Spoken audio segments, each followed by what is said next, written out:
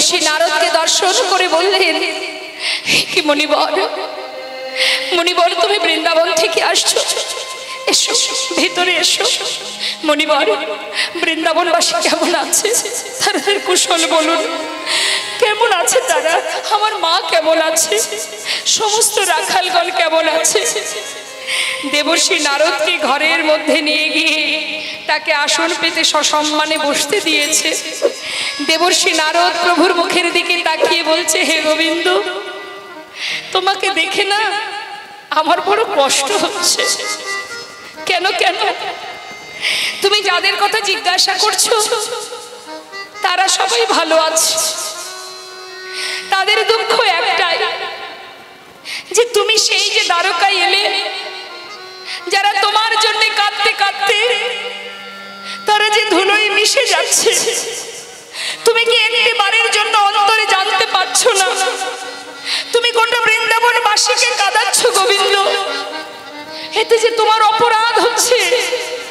তোমার মনে আছে সেদিনের কথা, কুরুক্ষেত্রের যুদ্ধে কত প্রাণী চলে গেছে, কত জীব হত্যা হয়েছে, সকল মায়ের অভিশাপে তোমার মাথায় রয়েছে। সেই দিনের কথা মনে আছে তোমার? কত মাকে কাঁদিয়েছো, কত মায়ের অভিশাপে তোমার কাছে। শোনো প্রভু, আজ তোমাকে দেখে আমার বড় কষ্ট হচ্ছে যে এত অপরাধ কি করে তুমি খণ্ডন করবে। দেবর্ষি, আমি কি করব, আমায় তুমি পথ বলে দাও, কি করা উচিত আমার। হে প্রভু, তুমি যদি সবার মনে শান্তি দিতে চাও, সুখ দিতে চাও, সবাইকে ভালো রাখতে চাও, তোমার নিজের অভিশাপ খণ্ডন করতে চাও, তাহলে তোমাকে যজ্ঞ করতে হবে। যজ্ঞ? হ্যাঁ, তুমি যজ্ঞ করো প্রভু, তবে তুমি যে যজ্ঞ করবে সেই যজ্ঞের নাম হবে দানব্রত যজ্ঞ। এই যজ্ঞে তুমি দান ধ্যান করবে, তাতে কি হবে, তোমার অপরাধ খণ্ডন হবে। শোনো, আমি তোমায় নিয়ম বলে দিচ্ছি যজ্ঞে কি কি করতে হবে। যজ্ঞ না করলে তোমার এই অপরাধ খণ্ডন হবে না, এই পাপ দূরীভূত হবে না। এটা শুধু এ যুগে নয়, যুগে যুগে হয়ে আসছে। অপ্রভু, ত্রেতায় রামে রাজা ছিল, অশ্বমের যজ্ঞ কইল। ত্রেতায় রামে রাজা ছিল, অশ্বমের যজ্ঞ। দেখো না ত্রেতাতে, ওই ত্রেতাতে রাম রাজা ছিল, অশ্বমেতে যজ্ঞ কইল। দানব্রত যজ্ঞ হবে, দানব্রত যজ্ঞ হবে। শুনে নাও, যজ্ঞের নাম হবে দানব্রত যজ্ঞ। আর এই দানব্রত যজ্ঞের নিয়ম কি শুনে নাও। যে জনা যা চাইবে হাসি মুখে দিতে হবে, জনা যা চাইবে হাসি মুখে দিতে হবে, জনা যা চাইবে হাসি মুখে দিতে হবে। দান করিতে হবে হাসি মুখে, দান করিতে হবে হাসি মুখে, ও দান করিতে হবে হাসি মুখে। এই যে দান ব্রতের এই তো রীতি, দান ব্রতের এই তো রীতি। আহা, দান ব্রতের এই তো রীতি। দান ব্রতের এই তো রীতি। শোনো শোনো হে মুরারি, দান ব্রতের এই তো রীতি। শোনো শোনো হে মুরারি, দান ব্রতের এই তো রীতি। দান করিতে হবে হাসি মুখে, হবে হাসি মুখে। দান করতে হবে, কিন্তু হাসি মুখে দান করতে হবে। আমরা বাবা যদি যজ্ঞ করি, যজ্ঞ করতে গেলেও তার মধ্যে আমাদের কৃপণতা থেকে যায়। বাড়িতে যদি মনে করুন 2000 বৈষ্ণব সেবা হবে কি 500 ভক্ত সেবা হবে, তার মধ্যে চিন্তা করি থাক, এটা দেওয়ার দরকার নেই, ওটা দেব, এটা দিতে হবে না, ওটা দেব। এই যে কৃপণতা, এই কৃপণতা করে যজ্ঞ করে কোনো লাভ নেই। যজ্ঞের প্রথম নিয়ম হচ্ছে তোমাকে মুক্ত হস্তে দান করতে হবে। যে জনা যা চাইবে হাসি মুখে দিতে হবে, দান করিবে হাসি মুখে। কিন্তু আমাদের মধ্যে থাকে কৃপণতা। দেখবে লক্ষ্য করে, বাজারে গিয়ে ভগবানের জন্য যদি কোনো ফল কেনা হয়, দোকানদারকে বলি, দোকানদার যেগুলো একটু বেকা টেরা পোকা ওইগুলো দিয়ে দাও, কিলো কিলো দিয়ে দাও, সবই তো ভগবানের সেবায় লাগবে, ও বেকা চুরো হলে অসুবিধা নেই। কিন্তু নিজের জন্য যখন কিনতে যাব তখন বাছাই করব কোনটা এর মধ্যে সব থেকে সুন্দর এবং ভালো, সেটা বাড়ি নিয়ে যাব। আর ভগবানের জন্য যত ছোট, যত পোকা, যত বেকা, একটু পচে গেছে, ঝাঁক দিয়ে যাক, তাতে কি হয়েছে, ভগবানের সেবায় লাগবে তো সব লেগে যাবে। এটাই তো সমস্যা আমাদের, কাউকে কিছু দিতে গেলে মনে মনে ভাবি না, থাক এটা দেব না, যেটা ফেলে রেখেছে ওই ঘরের কোনায় পড়ে আছে ওটাই দিয়ে দে। এটাকে দান বলে না মা, জেনে রাখুন। দান অত সহজ নয়।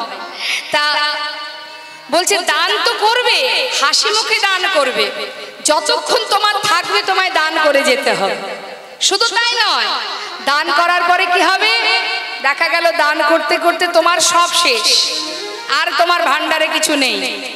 যদি তোমার না থাকে তখনও কি করবে জেনে নাও শ্যামনগর।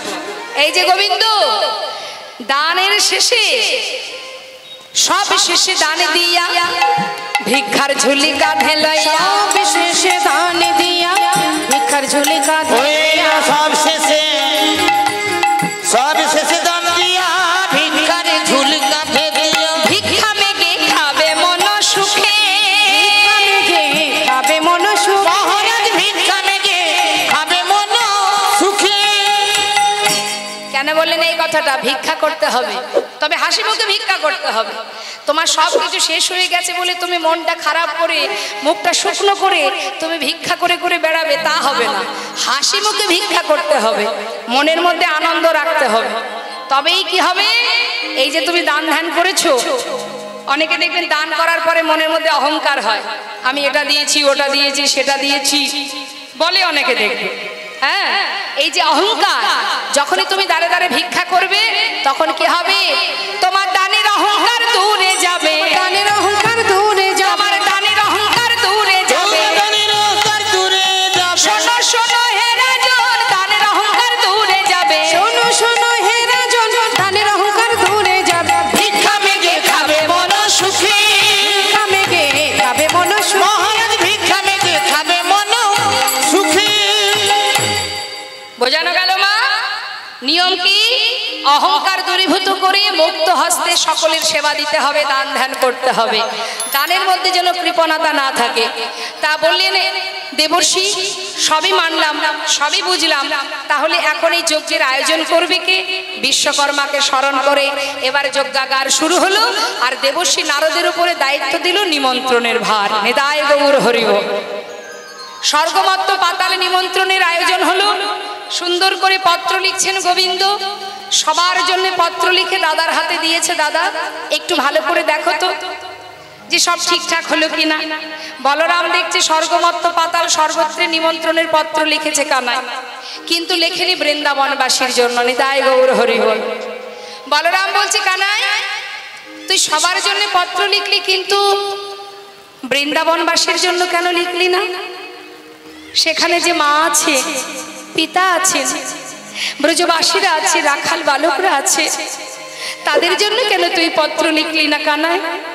দেখ, তুই সবার জন্য পত্র লিখেছিস, কিন্তু বৃন্দাবনের জন্য যদি পত্র না লিখিস তাহলে তো তোর এই যজ্ঞে আমারও থাকা উচিত নয়, কারণ আমিও তো সেই বৃন্দাবনবাসী।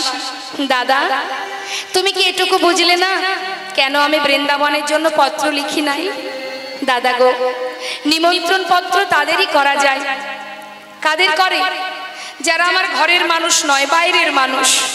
তো দাদা গো, স্বর্গমত্ত পাতালের জন্য নিমন্ত্রণ করেছি, কিন্তু নিজের ঘরের মানুষের জন্য কখনো কেউ পত্র লেখে? হ্যাঁ, বৃন্দাবনবাসী তারা যে আমার আপনজন। দাদা নিমন্ত্রণ করলে সবাই আসবে, কিন্তু নিমন্ত্রণ না করলে যে আসে সেই তো প্রকৃত আমার আপনজন। নিতাই গৌর হরি বল। আমিও দেখতে চাই দাদা বৃন্দাবনবাসী আমায় কত ভালোবাসে, আমার মা, আমার পিতা, আমার রাখাল বন্ধু, তারা আমাকে কেমন ভালোবাসে। আমি পত্র না দিলেও তারা আসে কিনা। ঠিক আছে কানাই, তাই হবে। এদিকে দেবর্ষি নারদ বিলম্ব না করে সেই পত্রগুলো হাতে করে নিয়ে স্বর্গ মত্ত পাতাল সব জায়গায় নিমন্ত্রণ করে চিন্তা করছে সব জায়গায় তো নিমন্ত্রণ করলাম, পত্র দিয়ে নিমন্ত্রণ করলাম, দেবাদিদেব মহাদেব ভোলানাথকে নিমন্ত্রণ করলেন, সবাইকে নিমন্ত্রণ করা হয়ে গেল, কিন্তু বৃন্দাবনবাসীর জন্য তো পত্র নেই, খবর দিতে তো আর বাধা নেই, যায় বার্তাটা দিয়ে আসি। তাই দেবর্ষি নারদ বিলম্ব না করে এবার বৃন্দাবনের দিকে এগিয়ে গেলেন। বৃন্দাবনে যেই না গেছে মা যশোমতীর অঙ্গনে প্রবেশ করেছে, রুনুঝুনু নুপুরের শব্দ পেয়ে মা যশোমতী বললেন, তুই কি আমার গোপালেরই? কে রে তুই? ওরে এমন করে রুনুঝুনু শব্দ করে কে এলি আমার ঘরে? দেবর্ষি নারদ বলছে, মা আমি গো। ও দেবর্ষি, আয় আমার ঘরে আয়। কিরে তুই কোথা থেকে এলি? মা আমি দ্বারকা থেকে এলাম, আমার গোপাল কেমন আছে বল না দেবর্ষি। মা সে ভালো আছে জানো মা, আমি একটা শুভ খবর নিয়ে এসেছি। কি খবর? তোমার পুত্র কানাই সে দ্বারকাতে বিশাল বড় যজ্ঞ করছে। তাই মা গো আমি এসেছি তোমাদের কাছে খবর দিতে, দেরি না করে শিগগিরই তোমরা সবাই চলো, দ্বারকায় তোমার পুত্র কানাই বলায় দুজনে যজ্ঞের আয়োজন করছে, তোমাদের সবার নিমন্ত্রণ, তোমরা সবাই চলো। মা মার আনন্দ ধরছে না, মনের আনন্দে মা আমার এবার কানাইয়ের জন্য পাড়াপড়শির কাছ থেকে একটু ক্ষীর স্বর্ণনি নিয়েছে। মা নিজে তৈরি করবার মতো শক্তি আর তার নেই, গোপালকে হারিয়ে তার আর চলার শক্তি নেই, কেমন করে দধি দুগ্ধ ক্ষীর স্বর বানাবে? তাই ব্রজবাসীর কাছ থেকে ক্ষীর স্বর্ণনি নিয়ে মা আমার যশোমতী মা পাগলিনীর ন্যায় যাচ্ছে দ্বারকার দিকে। আর এদিকে দেবর্ষি নারদ সমস্ত বৃন্দাবনবাসীকে খবর দিতে দিতে হঠাৎ সখী ললিতা বিশাখা দেখতে পেল দেবর্ষি নারদ এসেছে দ্বারকা থেকে। খবর পেয়ে ছুটতে ছুটতে রাধারানী কাছে গিয়ে দাঁড়ালেন। রাধারানী ক্ষণে চৈতন্য ক্ষণে অচৈতন্য হয়ে পড়ে আছে, চিৎকার করে ডাকছে, রাধে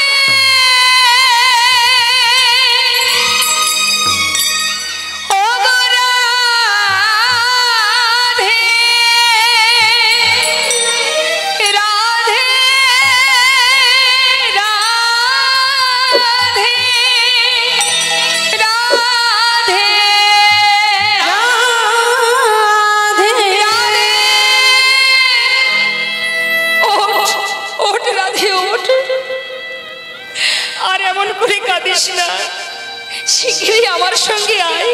কোথায় যাব? ওই দেখ দেবর্ষি নারদ এসেছে দ্বারকা থেকে, তোর বধূর সন্ধান এনেছে। চল রাই চল, আমরা সবাই মিলে যাই, বধূ কেমন আছে একবার শুনে আসি। শ্রীমতী রাধারানী পাগলিনীর ন্যায় দেবর্ষির কাছে এসে বলছে, দেবর্ষি আমার বধূ কেমন আছে বলো না দেবর্ষি, সে কেমন আছে? দেবর্ষি নারদ বলছে, শান্ত হও, সবাই ভালো আছে গো, তবে আমি এসেছি তোমাদের কাছে একটা শুভ খবর নিয়ে। শুনে নাও, প্রভাসেতে যজ্ঞ করে কৃষ্ণ বলরাম, প্রভাসেতে যজ্ঞ করে কৃষ্ণ বলরাম। দেখো না প্রভাসে প্রভাসে যজ্ঞ করে কৃষ্ণ বলরাম, সেই যজ্ঞের সংবাদ দিতে আমি নারদ যে এলাম, সেই যজ্ঞের সংবাদ দিতে নারদ যে এলাম। দেখো না সেই যজ্ঞের সংবাদ দিতে আমি নারদ যে এলাম। যাও যাও প্রভাসের তীরে যাও, যাও যাও প্রভাসের তীরে, তোমরা যাও যাও প্রভাসের তীরে যাও, যাও যাও প্রভাসের তীরে যাও। আর বিলম্ব করো না গো, যাও যাও প্রভাসের তীরে যাও, আর বিলম্ব করো না গো, যাও যাও প্রভাসের তীরে যাও। সেই যজ্ঞের সংবাদ দিতে নারদ যে এলাম, সেই যজ্ঞের সংবাদ দিতে নারদ যে এলাম। তোমরা আর দেরি করো না, তাড়াতাড়ি চলে যাও, প্রভাসের তীরে গোবিন্দ যজ্ঞ করছে।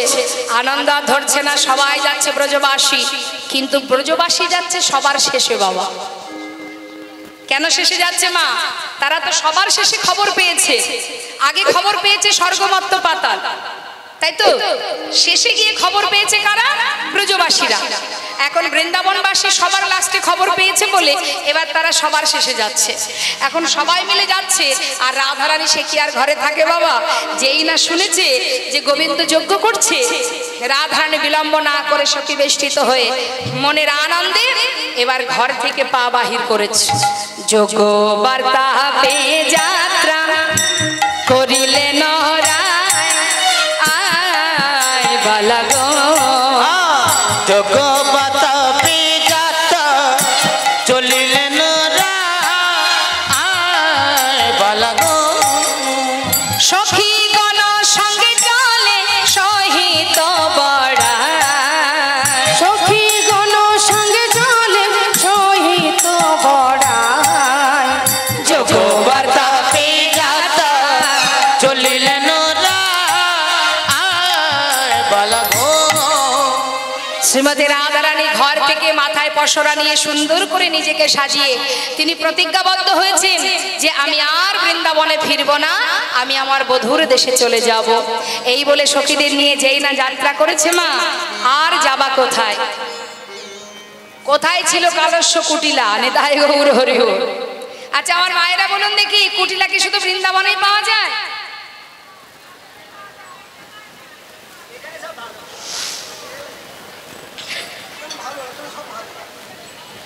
এখন ঘরে ঘরে কুটিলা পাওয়া যায়, কি যায় না? কুটিলমতি যার সেই তো কুটিলা, যে অন্যের ভালো সহ্য করতে পারে না সেই তো কুটিলমতি, আর সেই তো কুটিলা। তাই এমন ধরনের কুটিলা সবার ঘরে ঘরে আছে। এখন কুটিলা কি করেছে, যেই না দেখেছে বউ মাথায় করে ডালা সাজিয়ে ঘর থেকে পা বাড়িয়েছে, ভর দুপুর বেলা রাধারানীকে দেখে সঙ্গে সঙ্গে কুটিলা ছুটে এলেন তার সামনে। এসে কি করছে? এসে বলছে, হ্যাঁ রে বউ, কুটিলা কহে কুটিলে রাখালেতে মন সপিলে, কুটিলা কহে কুটিলে রাখালেতে মন সপিলে, চিরকাল তোর কলঙ্ক গেল না ওল রাধেল, চিরকাল তোর ওল রাধেল, চিরকাল তোর ওল রাধেল, চিরকাল তোর ওল রাধেল, চিরকাল তোর ওল রাধেল, চিরকাল তোর কলঙ্ক গেল না। হরি বল হরি বল।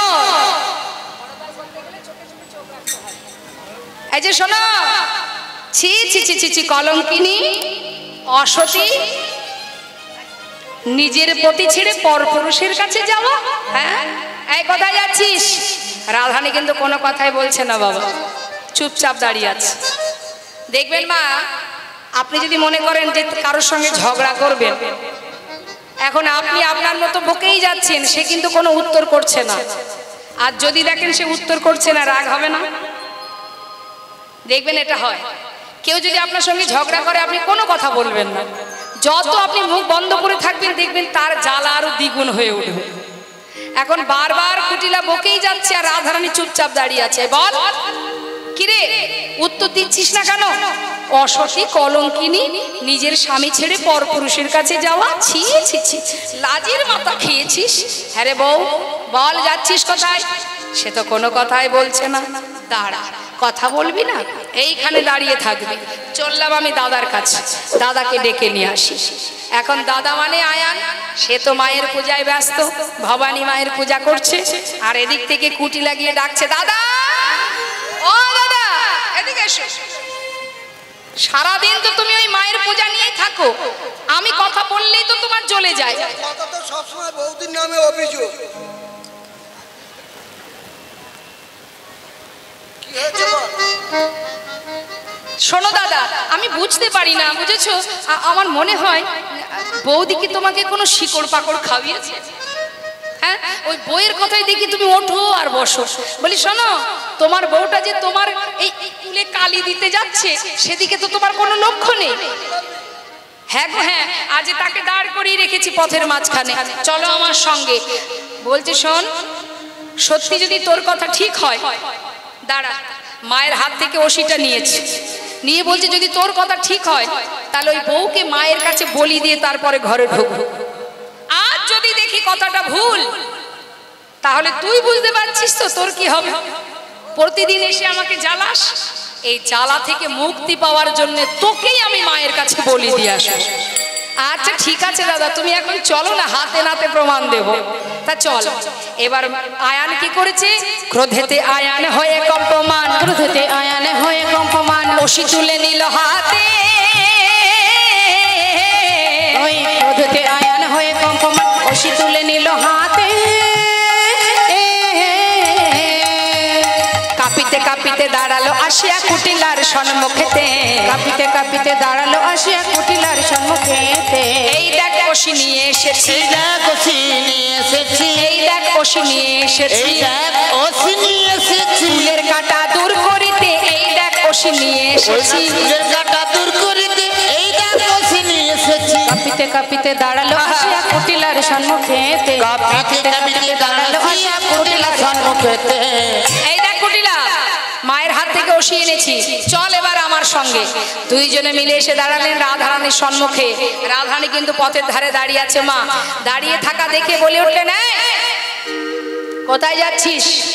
ছি ছি ছি ছি ছি ছি, তুই নিজের কুল ছেড়ে মান ছেড়ে, হ্যাঁ, শ্বশুর বাড়ির একটা নারী জাতির সম্মানের জায়গা, সেখান থেকে তুই পরপুরুষের কাছে যাচ্ছিস?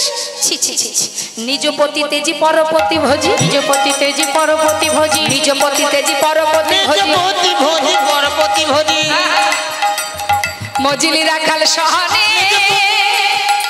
ওই নিজ পতি ভোজি পরপতি ভোজি, মজলি রাখাল শোনে। এই দেখ শোন, তোর হলো পূর্ণকালে ঘুচাবো জঞ্জালে, এই ছিল তোর কপালে। হলো পূর্ণকাল ঘুচাবো জঞ্জলেই ছিল তোর কপালে, হলো পূর্ণকাল ঘুচাবো জঞ্জালেই ছিল কপালে। রাধে তোর প্রাণ না শিব, রাধে তোরে প্রাণ শিব, ওই রাধে তোর প্রাণ না শিব, ওই রাধে তোর প্রাণ শিব। ফুলের কাঁটা দূর করিব রাধে তোর প্রাণ না শিব, ফুলের কাঁটা দূর করিব রাধে তোরে প্রাণ শিব, ফুলের কাঁটা দূর করিব রাধে তোর প্রাণ না শিব, ফুলের কাঁটা দূর করিব রাধে তোর প্রাণ না শিব। নিতাই গৌর হরি বল। রাধে তোর প্রাণ শিব, ফুলের কাঁটা দূর করিব রাধে রাধে তোর প্রাণ শিব, রাধে তোরে প্রাণ শিব। রাধে তোর প্রাণ শিব। যেই না ওষি তুলেছে আঘাত করতে যাবে, শ্রীমতী রাধারানী মনে মনে চিন্তা করলেন, এবার তো সময় হয়েছে আয়ানের পুরবের কথাটা স্মরণ করানোর জন্য। বিলম্ব না করে মা যোগমায়াকে স্মরণ করলেন। লীলার সহায়কারিণী মা যোগমায়া যোগেশ্বরী রাধারানীর হৃদয় মন্দিরে প্রবেশ করলেন। প্রবেশ করা মাত্রই প্রেমময়ী রাধারানী ধীরে ধীরে কালী মূর্তি ধারণ করলেন। যেই না কালী মূর্তি ধারণ করেছে মা, নবকদম্বিনী যিনি রসের পরিপাটি, নবকদম্বিনী যিনি রসের পরিপাটি, নবকদম্বিনী যিনি রসের পরিপাটি, রসের পরিপাটি, নীল শাড়ি খসাইয়া পরায় অরুন্ধতী, নীল শাড়ি খসাইয়া পরায় অরুন্ধতী, ওই না নীল শাড়ি পরাইয়া পরাই অরুন্ধতী, কালী মূর্তি হয়ে রায় দাঁড়াইল, কালী মূর্তি হয়ে রায় দাঁড়াইল, আহা কালী মূর্তি হয়ে রায় দাঁড়াইল। কালিয়া মূরতি ধরে রায় দাঁড়াইল। আজি কাঁপিতে কাঁপিতে আয়ান চরণ ধরিল, কাঁপিতে গাই গৌর হরি বল। ধরিল, কাঁপিতে কাঁপিতে আয়ান চরণে ধরিল।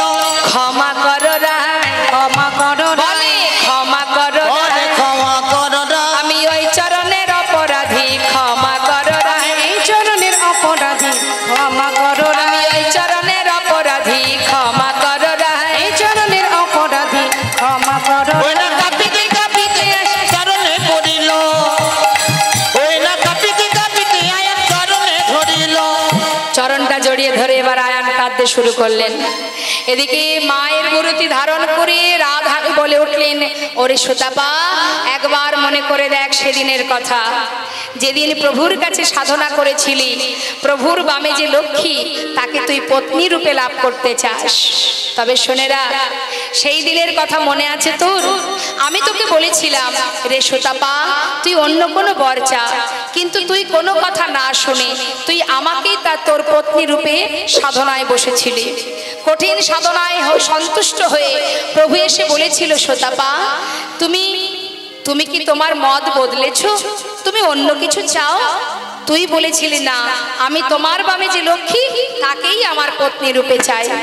তখন আমি বলেছিলাম, সুতাপা, তবে যদি তুই সেই বরই চাস, আমি তোরই ঘরের ঘরণী হব, কিন্তু তুই হবি নপুংস। মনে পড়ে সেদিনের কথা, যেই না বলেছে মা, আয়ানের পুরবের কথা স্মরণে এলো। বিলম্ব না করে পরাজিত হয়ে রাধারানী চরণটা জড়িয়ে ধরে বলে উঠলেন, আমায় তুমি ক্ষমা করো, আমি বুঝতে পারিনি। চরণ ধরে কাঁদছে আর বলছে, হে রাধে, আজ থেকে আমি তোমায় আর বাধা দেব না। শুধু তোমার কাছে একটা নিবেদন, যেদিন আমার অন্তিম সময় আসবে, মৃত্যুর মুহূর্ত যখন ঘনিয়ে আসবে, তখন যেন তোমাদের যুগল দর্শন লাভ করতে পারি। শুধু এই আশীর্বাদ করে দাও। চরণ ধরে কাজ। এদিকে জটিলা কুটিলা তারাও রাধারানীকে বলে উঠলেন, ক্ষমা করো, অপরাধ করেছি। তোমাকে এতদিন নিজের ঘরের চার দেওয়ালের মধ্যে বেঁধে রেখেছি। কেন জানো রাধে? শুধুমাত্র তোমাদের যুগল দর্শন পাওয়ার আশায়। কিন্তু সে যখন ভাগ্যে হলো না, তোমার কাছে একটা বাসনা, মৃত্যুকালে যেন তোমার যুগল দর্শন পাই। শুধু এই আশীর্বাদ করো। সবাই মিলে রাধারানীকে বিদায় দিলেন। বিদায় দেবার পর এবার প্রেমময় রাধারানী আমার পুরবের কথা স্মরণ করিয়ে দিয়ে সবাইকে মুক্ত করে এবার সখী মিশ্রিত হয়ে এসে পৌঁছালেন দ্বারকায়। নিতাই গৌর হরি বল। যখন প্রভাসের তীরে যজ্ঞ আয়োজন হলো দ্বারকায়, প্রভাসের তীরে সবাই এসে উপস্থিত। বৃন্দাবনবাসী এসেছে কখন? সবার শেষে। আসা মাত্রই দেখছে যে ওই যে যজ্ঞাগারের চারটে দ্বার, চারটেই বন্ধ হয়ে গেছে। তা চারটে দ্বার বন্ধ হয়ে গেছে বলে সেখানে লেখা আছে প্রবেশ নিষেধ। প্রথম দ্বারে মা যশোমতী, দ্বিতীয় দ্বারে নন্দ উপানন্দ, তৃতীয় দ্বারে রাখালগণ, আর চতুর্থ দ্বারে আছে রাধারানী অষ্টসখীগণ। এখন প্রত্যেকটা দ্বারেই লেখা আছে প্রবেশ নিষেধ। কারণ স্বর্গমত্ত পাতালে ত্রিভুবনের সবাই যখন ঢুকে গেছে, তখন দরজা বন্ধ হয়ে গেছে, যজ্ঞ শুরু হয়ে গেছে। আর এদিকে সবার শেষে বৃন্দাবনবাসী ঢুকেছে, তাদের তো নিমন্ত্রণ করা ছিল না, তারা শেষে এসেছে, এখন দরজা বন্ধ, দ্বারে ভিতরে ঢুকতে দিচ্ছে না। শ্রীমতী রাধারানী সখীদেরকে নিয়ে দ্বারে এসে দাঁড়িয়েছে। এই দাঁড়ি দাঁড়ি, সরে যা, ভিতরে যাব। দ্বারে জিজ্ঞাসা করছে, তোমরা কোথা থেকে এসেছো? কি তোমাদের পরিচয়? প্রবেশ করতে গেলে সব কিছু বলতে হবে। আগে বলো পরিচয় কি, কোথা থেকে এসেছো। আর যেমন তেমন করে ভিতরে যাওয়া যাবে না। যদি যজ্ঞাগারে ঢুকতে হয় তাহলে তোমাদেরকে গঙ্গা স্নান করে আসতে হবে। নিতাই গৌর হরি বল। সখীরা বলে উঠলেন, হায় হায় হায়। বলি, অদারি তুই জানিস না, যার চরণে গঙ্গার সৃষ্টি, যেতে বলিস গঙ্গা স্নানে শুনে হাসি পায়। যার চরণে গঙ্গার সৃষ্টি, সে ধরে রাধার পায়। নিতাই গৌর হরি বল। হ্যাঁ, তোদের যে রাজা, সে আমাদের এই ওই রাধারানীর চরণ ধরে বসে বসে কাঁদে, আর তুই আমাদের যেতে বলছিস? ছিছি বলতে লজ্জা হয়, ছিছি বলতে লজ্জা হয়, ছিছি বলতে লজ্জা হয়, চিঠি বলতে লজ্জা হয়। ওরে যার চরণে গঙ্গার উদ্ভব, সে ধরে রাধার পায়। যার চরণে গঙ্গার উদ্ভব, সে ধরে রাধার পায়। ছিছি বলতে লজ্জা হয়, ছিছি বলতে লজ্জা হয়, ছিছি বলতে লজ্জা হয়। এই যে অদারি, তুই এক কাজ কর, আমরা যাব না ভিতরে, তুই গিয়ে তোদের রাজাকে গিয়ে বল যে দ্বারে গুরুদেব এসেছে। যা, তাড়াতাড়ি যা, গিয়ে বল, বলগা যা তোর রাজারে, রাজগুরু এসেছে দ্বারে। বলগা যা তোর রাজারে, রাজগুরু এসেছে দ্বারে। পায়ে ধরে নিয়ে যেতে বল, ওহে দাঁড়ি। পায়ে ধরে নিয়ে যেতে বল, ওরে দাঁড়ি। কেমন যজ্ঞ করে রে, কেমন যোগ্য করে রে, গুরু বিনা তোদের রাজা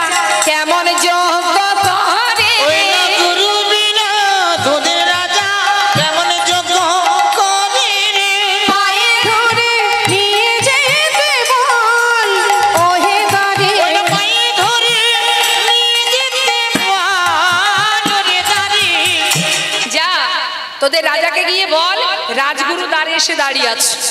তারই কিন্তু অবাক হয়ে তাকিয়ে আছে রাধারানীর দিকে, আর মনে মনে ভাবছে আমাদের রাজা এত বড় রাজা আর তার গুরুদেব কিনা একটা রমণী মুখের দিকে তাকিয়ে আছে। সখীরা বলছে হা করে তাকিয়ে থাকার কিছু নেই, তাড়াতাড়ি যা, গুরুকে বাদ দিয়ে কখনো যজ্ঞ করা যায়? কেমন তোদের রাজা যে গুরু ছাড়া যজ্ঞ করছে? যা যা তাড়াতাড়ি ডেকে নিয়ে আয়। বরণ করে পায়ে ধরে যেন গুরুকে ভিতরে নিয়ে যায়। দাড়ি বিলম্ব না করে গুটি গুটি পায়ে ভিতরে যাচ্ছে। আর এদিকে মা যশোমতী দ্বারে এসে বলছে দাঁড়িয়ে আমাকে ভিতরে যেতে দে না। কে তুই? পাগলিনীর বেশ, তুই ভিতরে যাবি কেন? ওরে ভিতরে যে আমারও সন্তান আছে, আমার পুত্র, আমার গোপাল, আমাকে ভিতরে যেতে দে। হরিবল হরিবল। এই বুড়িমা, কোথা থেকে এসেছিস? বৃন্দাবন থেকে। সে কি রে, বৃন্দাবন থেকে এসেছিস? কিন্তু এখন তো ভিতরে যাওয়া যাবে না, দেখছিস না লেখা আছে প্রবেশ নিষেধ, আর যাওয়া যাবে না। দাঁড়িয়ে তোর পায়ে ধরে আমাকে একবার ভিতরে যেতে দে। আমার গোপাল আমার জন্য বসে আছে। জানিস তোদের যে রাজা সেই তো আমার গোপাল। কতদিন আমি ওকে দেখিনি জানিস। এই দেখ ব্রজবাসীর কাছ থেকে না আমি ক্ষীর ননি মাখন এনেছি আমার গোপালের জন্য, আমাকে ভিতরে যেতে দে। এই বুড়িমা, পাগলিনী, কাঙালিনী, ভিখারিনী, সারা গায়ে নোংরা, আরে এই অবস্থায় ভিতরে যাওয়া যাবে না। আর আমাদের যে রাজা, তার মা কেন পাগলিনী হতে যাবে? তার মা তো রাজমাতা হবে। যা যা যা, ওই দূরে গিয়ে বস। শোন, আমাদের রাজা বড় দয়ালু, যজ্ঞ শেষে তো তুই যদি কিছু চাস মহারাজ তোকে তাই দেবে। তুই এখন ওই দূরে গিয়ে বস। কোনো কথাই মা শুনছে না। একবার ভিতরে যেতে দে, তোর পায়ে ধরি, একটি বার যেতে দে। দাঁড়ি বিরক্ত হয়ে বলছে দেখ আমার কথা শুনছিস না তো? আমার কথা না শুনলে না, এই দেখ আমার হাতে যে চাবুক আছে না, এই চাবুক দিয়ে কিন্তু আমি তোকে আঘাত করব। ভালোই ভালোই বলছি চলে যা। দাঁড়ি, তুই যদি মারতে চাস মার, তাতে কোনো দুঃখ নেই। আমার গোপাল আমার জন্য পথে বসে আছে। একটিবার ভিতরে যেতে দে না দাঁড়ি, একটিবার যেতে দে। দাঁড়ি দেখছে এই বুড়ি তো কথাই শুনছে না। সে রেগে গিয়ে চাবুকের আঘাত করতে শুরু করেছে। মা আমার চাবুকের আঘাত সহ্য করছে আর ডাকছে গোপাল, যে দেখ বাবা দাঁড়ির হাতে আমি মরতে বসেছি, দাঁড়ি যে আমাকে প্রহার করে। ও গোপাল, কোথায় আছিস তুই? একটিবার অভাগিনী মায়ের কথা শোন। গোপাল রে,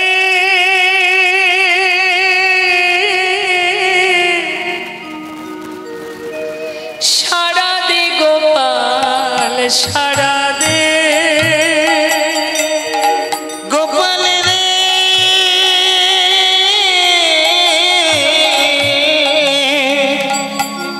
একবার সারা দে গোপাল, সারা দে গোপাল রে,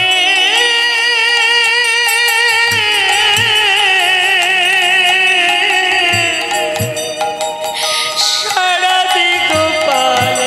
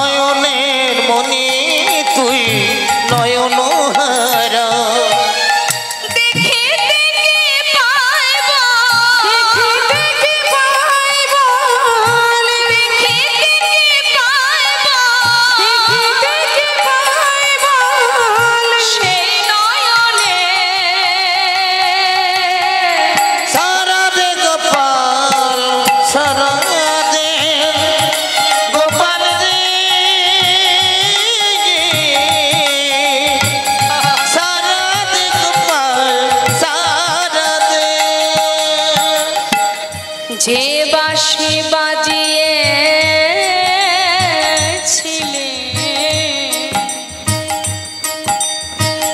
ওরে গোপাল রে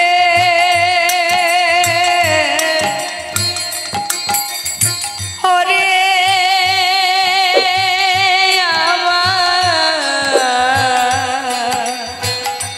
নয়ন মনি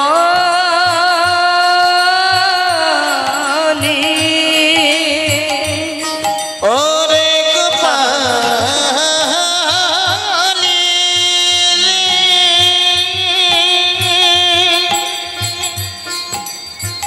ওরে আমার প্রাণের গোপাল ওরে আমার নয়ন মনি গোপাল রে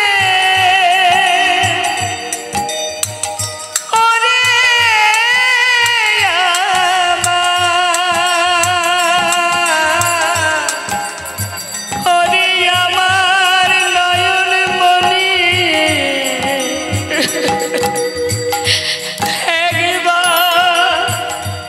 একবার কোলে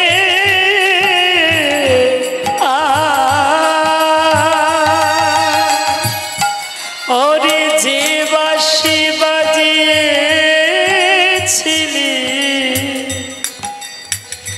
এই বৃন্দাবনে সে বাঁশি সবারে গানে যে বাঁশি বাজিয়েছিলে বৃন্দাবনে সেই বাঁশি বাজাও আমার সবারই কানে। তোর বিরহেতে আজ কাঁদিলে কুল, শ্রীদাম সুদাম কেঁদে হয়েছে ব্যাকুল। তোর বিরহেতে আজ কাঁদে অধিকুল শ্রীদাম সুদাম কেঁদে হইয়া ব্যাকুল ওরে তোর বিরহেতে আজ কাঁদিলে কুল, শ্রীদাম সুদাম কেঁদে হয়েছে ব্যাকুল। দেখিতে কি পাইব, দেখিতে কি পাইব, দেখিতে কি পাইব, দেখিতে কি পাইব সেই নয়নে সারা দে গোপাল তাই গৌর হরি সারা দে গোপাল রে সারা দে গোপাল সারা দে গোপাল রে সারা দে গোপাল সারা দে সারা দে গোপাল সারা দে একবার সারা দে গোপাল সারা দে। মা আমার দ্বারে বসে কাছে সন্তানের অন্তরে সাড়া দিয়েছে। দাদা আমার মা কাঁদছে, দাদা দাদা মা কাঁদছে। বলরাম বলছে কি বলছিস কানাই, মা কি করে আসবে এখানে? হ্যাঁ দাদা, বৃন্দাবন থেকে মা এসেছে, দ্বারে কাঁদছে দাদা। সে গোপাল গোপাল বলে কাঁদছে আর দ্বারে তাকে চাবুকের আঘাত করছে। এবার আমার যেতে হবে। সবে মাত্র যজ্ঞাগারে পূর্ণ আহুতি দিয়ে জলের ঝাড়ি নিয়ে হাতে তুলেছে, এমন সময় সেটা ফেলে দিয়ে ছুটতে ছুটতে যাচ্ছে মায়ের কাছে। আর এদিকে চার দ্বারে দাঁড়িয়ে আছে সবাই। গোবিন্দ সবার বাসনা পূর্ণ করবার জন্য এবার চারটে রূপ ধারণ করে চারটে দরজায় ছুটতে ছুটতে যাচ্ছে। মহাজন বর্ণনা দিয়ে বলছে, দেখো বাঞ্ছা কল্পতরু ভগবান সকলে বাঞ্ছা পুরাবে বলে, কল্পতরু ভগবান সকলে বাঞ্ছা পুরাবে বলে কল্পতরু ভগবান সকলে। আজ সখাগণ কি দেখছি? মহাজন বললেন, দেখো দেখো সখ্য প্রেমে সখাগণ দেখিতে পাইল, সখ্য প্রেমে সখাগণ দেখিতে পাইল, সখ্য প্রেমে সখাগণ দেখিতে পাইল। সখ্য প্রেমে সখাগণ দেখিতে পাইল। যেই না কানাইকে দেখতে পেয়েছে সখারা কি করেছে? ভাই কানাই বলে কাঁধে তুলে নিল। ভাই কানাই গৌর হরি বল তুলে নিল। ওই না ভাই কানাই বলে কাঁধে তুলে নিল। ভাই কানাই বলে কাঁধে তুলে নিল। বাঞ্ছা কল্পতরু ভগবান সকলে বাঞ্ছা পুরাবে বলে কল্পতরু ভগবান সকলে। আজি নন্দ উপানন্দ দেখে দুয়ারে দাঁড়ায়ে, নন্দ উপানন্দ দেখে দুয়ারে দাঁড়ায়ে। প্রাণ গোবিন্দ আসে দুটি বাধা মাথায় লয়ে। প্রাণ গোবিন্দ আসে দুটি বাধা মাথায় লয়ে। প্রাণ গোবিন্দ আসে দুটি বাধা মাথায় লয়ে। প্রাণ গোবিন্দ আসে দুটি বাধা মাথায় লয়ে। বাঞ্ছা কল্পতরু ভগবান সকলে বাঞ্ছা পুরাবে বলে কল্পতরু ভগবান সকলে। এদিকে কি হলো? মা যশোমতী দেখছি গোপাল আসছে, সঙ্গে সঙ্গে মা কি করলেন? বাৎসল্য ভাবেতে গেল মা যশোদার কোলে। বাৎসল্য ভাবেতে গেল মা যশোদার কোলে। ওই না বাৎসল্য ভাবেতে গেলেন মা যশোদার কোলে। ক্ষীরসর নবনী দেয় গোপালের বদনে। ক্ষীরসর গৌর হরি বল বলে। ওই না খিসার না বলি দেয় গোপালের বদনে। ক্ষীরসর বলি দেয় গোপালের বদনে। বাঞ্ছা কল্পতরু ভগবান সকলে বাঞ্ছা পুরাবে বলে কল্পতরু ভগবান সকলে। যেই না মায়ের কোলে ক্ষীরসর নবনী সেবা করছে, দ্বারকাবাসী দেখে অবাক। পাগলিনী, কাঙালিনী, ভিখারিনী, তার কোলে আমাদের মহারাজ ননী সেবা করছে। না না, এটা তো মেনে নেওয়া যায় না। এই খবরটা দিয়ে আসতে হবে কোথায়? না কংস কারাগারে মা দেবকী। হরি বল। দেবকীর কাছে গিয়ে যেই না খবর দিয়েছে, দেবকী বলছে এত বড় সাহস, আমার কৃষ্ণকে নিয়ে ননী খাওয়ায়। ছুটে এসে মা দেবকী মা যশোদার কোল থেকে গোপালের হাতটা টেনে ধরে বলছে আমার কৃষ্ণ, আমার কৃষ্ণ। আর এদিকে মা যশোমতী গোপালের হাত ধরে বলছে আমার গোপাল। আর দেবকী বলছে এটা আমার কৃষ্ণ, উঠে আয় বলে হাত ধরে টানছে। আর এদিকে মা যশোমতীও টানছে, দুই দিকে দুইজনে টানছে। সবাই বলে উঠলেন শোনো, এইভাবে গোবিন্দকে নিয়ে টানাটানি করে লাভ নেই। কে প্রকৃত মা তার প্রমাণ দিতে হবে। ও মা আমার দিকে ডাকা, শুধু যে জন্ম দিলেই মা হওয়া যায় না তার প্রমাণ দিয়ে গেলেন গোবিন্দ। বলছে প্রমাণ দিতে হবে।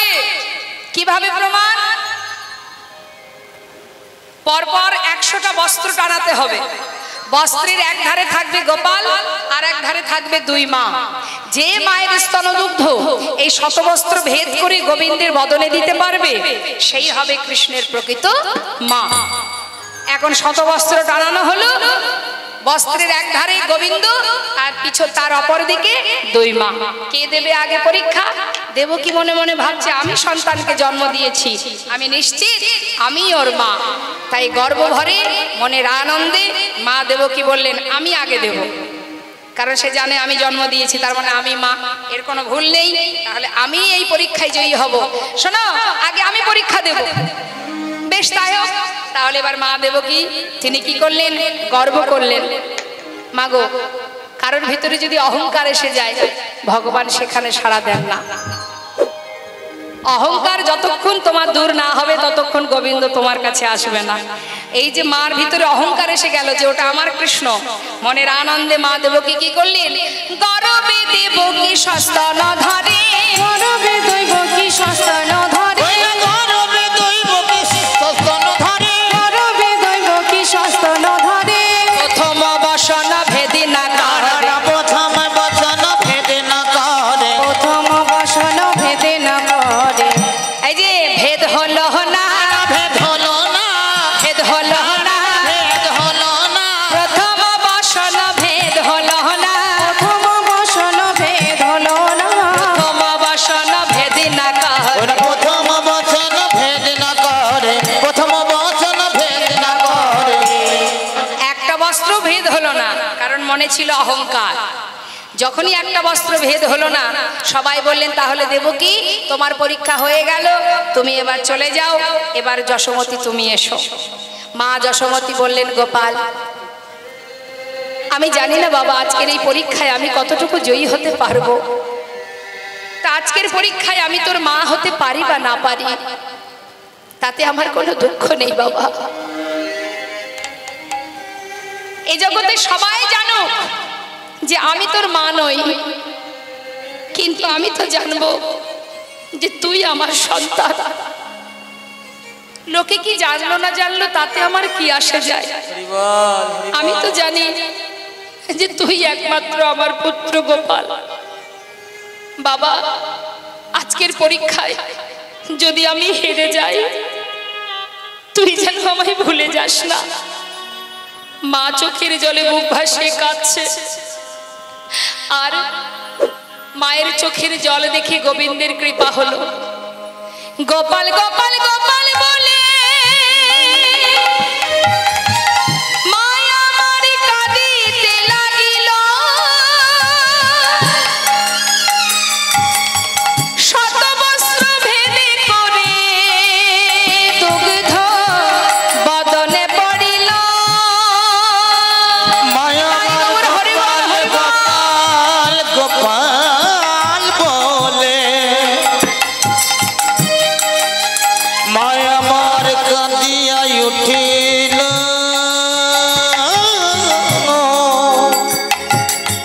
শতবস্ত্র ভেদ করে বদনে পড়িল। ভাষায় দিল, ভাষায় দিল, ভাষায় দিল, ভাষায় দিল, গোপালের বদন ভাষায় দিল, গোপালের বদনে ভাষায় দিল, যজ্ঞকুণ্ড ভাষায় দিল, কুণ্ড ভাষায় দিল, আহা নয়ন নীরে দুগ্ধ ক্ষীরে গোপালের বদন ভাষায় দিল, গোপালের বদনে ভাষায় দিল, শত বস্ত্র ভেদ করে দুগ্ধ বদনে পড়িল। শতবস্ত্র ভেদ করে বদনে পড়িল। যেই না মা যশোমতীর স্তনদুগ্ধ গোপালের বদনে পড়েছে, সঙ্গে সঙ্গে মা দেবকী জিজ্ঞাসা করলেন, আমি সন্তানের জন্ম দিয়েও আমি কেন তার স্তনদুগ্ধ দিতে পারলাম না? গোবিন্দ বললেন, মা একটু পুরাবের কথা মনে করো মা। মনে আছে রাম অবতারে তুমি ছিলে কৈকেয়ী, আমার মা ছিলেন কৌশল্যা, যিনি আমাকে ভালোবাসতেন, তুমিও ভালোবাসতে, তুমিও তোমার সন্তানের মতো ভালোবাসতে আমায়। কিন্তু দাসী মন্থরার কুমন্ত্রণায় তুমি আমাকে ভুল বুঝে আমার পিতার কাছ থেকে 14 বছরের জন্য আমাকে বনবাসে পাঠিয়েছিলে। মাগো, সেই দিন মা আমার জন্য এক বাটি দুগ্ধ নিয়ে এসেছিলেন আমাকে খাওয়াবার জন্য, আর তুমি তার আমার মায়ের হাত থেকে সেই দুগ্ধের বাটি ফেলে দিয়েছিলে। মনে আছে সেদিনের কথা? 14 বছর পর যখন আমি ফিরে আসি, তখন তুমি আমায় বলেছিলে, রাম আমি অপরাধ করেছি বাবা, আজ আমি তোর কাছে একটা বর চাইব। আমি বলেছিলাম, বলো মা।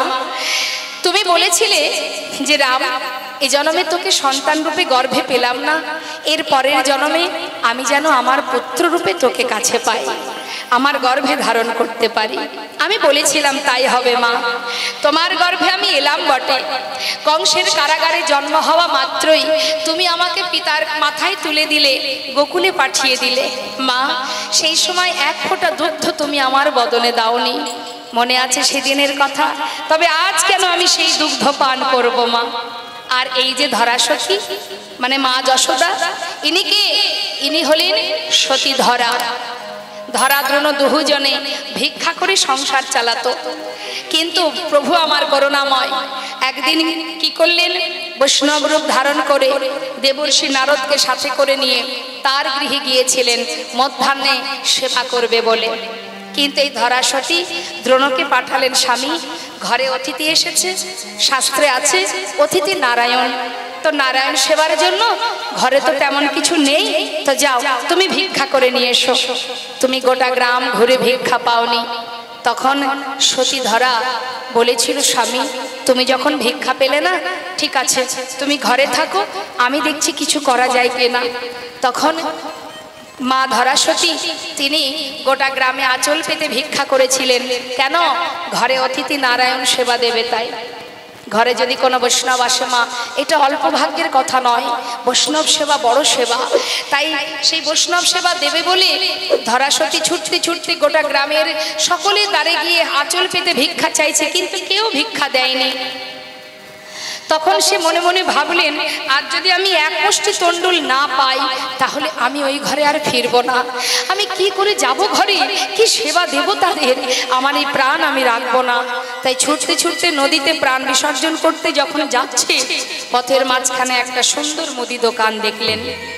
ধরাসতী বলে উঠলেন, দোকানদার জানো আমার ঘরে অতিথি নারায়ণ, আজ আমি কারোর ঘর থেকে এক মুষ্টি ভিক্ষা পেলাম না, তোমার কাছে আমায় কিছু ভিক্ষা দেবে, কিছু তন্ডুল ধার দাও, আমি কাল এসে দাম দিয়ে যাব। দোকানদারকে দেবাদিদে মহাদেব ভোলানাথ বসে আছে দোকান পেতে, বলছে না না আমি ধারে বিক্রি করি না, কিছু যদি দাও তবেই দেব তন্ডুল, না হলে দিতে পারবো না।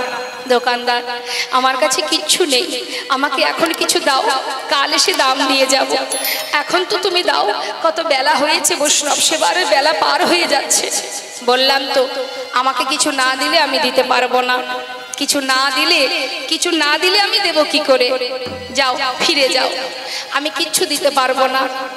আবার হাত জোড় করে বলছে জানো আমি যে বড় বিপদে পড়েছি, তুমি কিছু তো তন্ডুল আমাকে দাও।